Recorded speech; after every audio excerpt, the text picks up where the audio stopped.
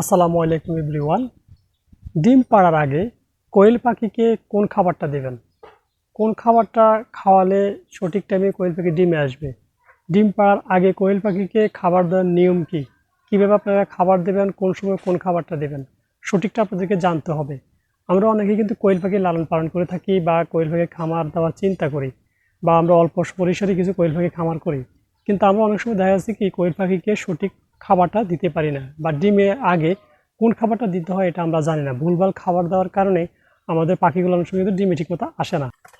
এই পাখিগুলোকে আমি কিন্তু এখন যে খাবারটা দিয়েছি, কারণ আমার এই পাখিগুলো এখনও কিন্তু ডিমে আসে নাই, ঠিক আছে? এগুলি এখনও ডিমে আসে নাই, এগুলি কিছুদিনের মধ্যে ডিমে আসবে। তো এই ডিমে আসার আগ পর্যন্ত আমি এখন আমার এই পাখিগুলোকে কী খাবারটা দিতেছি, এটা হচ্ছে স্টার্টার ফিড। এই ফিডটা আপনারা অবশ্যই পাখিকে ডিমে আসার আগে খাওয়াতে হবে। অনেকে দেখবেন যে এই স্টার্টার ফিড না খাওয়াইয়া অনেকে গ্রোয়ার ফিড খাওয়ায়, এটা কিন্তু ভুল করে। আপনারা কখনোই পাখিকে গ্রোয়ার ফিড খাওয়াবেন না, ঠিক আছে? আপনারা অবশ্যই পাখিকে স্টার্টার ফিড খাওয়াবেন। প্রত্যেকটা জিনিসের একটা বয়স অনুপাতে কিন্তু খাবার দিতে হয়। আপনি যদি খাবারটা ঠিকভাবে দিতে না পারেন, সেক্ষেত্রে কিন্তু আপনার সমস্যা হয়ে যাবে পাখির। এই স্টার্টার ফিডটা খাওয়ানোরও কিন্তু একটা নিয়ম আছে।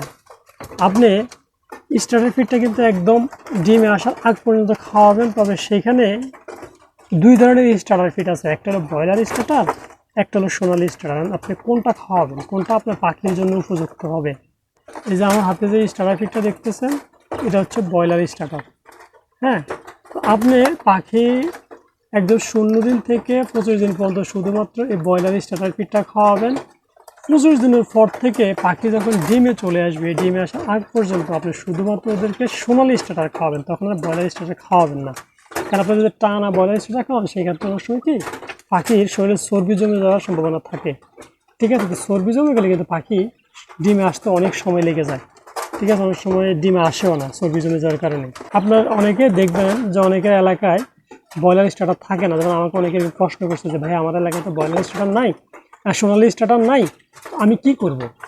তো যদি আপনাদের এলাকায় সোনালি স্টার্টারটা না পান, সেক্ষেত্রে তো কিছু করার নাই, আপনারা ব্রয়লার স্টার্টারটাই খাওয়াতে হবে, ঠিক আছে? তবে একটু পরিমাণে বুঝে শুনে খাওয়াবেন। যেমন দেখেন, এই যে আমার এগুলো কিন্তু ব্রয়লার স্টার্টার। আমার পাখিগুলোর বয়স কিন্তু অলরেডি 25 দিনের উপর হয়ে গেছে। এই যে দেখেন আমার এই পাখিগুলো, ঠিক আছে? এগুলির বয়স কিন্তু 25 দিনের উপর অলরেডি হয়ে গেছে। তো আমি কিন্তু এখনও ওদেরকে ব্রয়লার স্টার্টারে খাওয়াতেছি, আমি ওদেরকে নারিশ সোনালি স্টার্টার দিই নাই।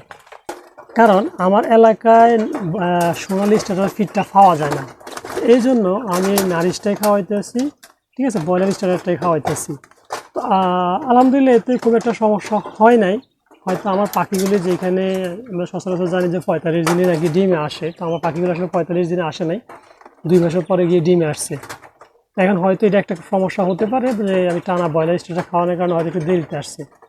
তবে আপনি যতটুকু জানি যে 25 দিনের পর থেকে সোনালি স্টার্টার দেওয়া লাগে। তো আপনারা চেষ্টা করবেন 25 দিনের পর থেকে সোনালি স্টার্টার ফিডটা দেওয়ার জন্য, ডিমে আসার আগ পর্যন্ত। আর যদি সোনালি স্টার্টার না থাকে, সেক্ষেত্রে ব্রয়লার স্টার্টার দেবেন, কিন্তু আপনাদের খাওয়াতে হবে, তাই না? পাখিকে তো না খাওয়াই রাখতে পারবেন না। চেষ্টা করবেন যে কোনোভাবেই হোক 25 দিনের পর থেকে ব্রয়লার সোনালি স্টার্টারটা সংগ্রহ করার জন্য। যেমন আমার এলাকায় আমি পারি নাই, কোনোভাবেই সংগ্রহ করতে পারি না, দেখেই আমি এই ব্রয়লার স্টার্টারটা খাওয়াইতেছি।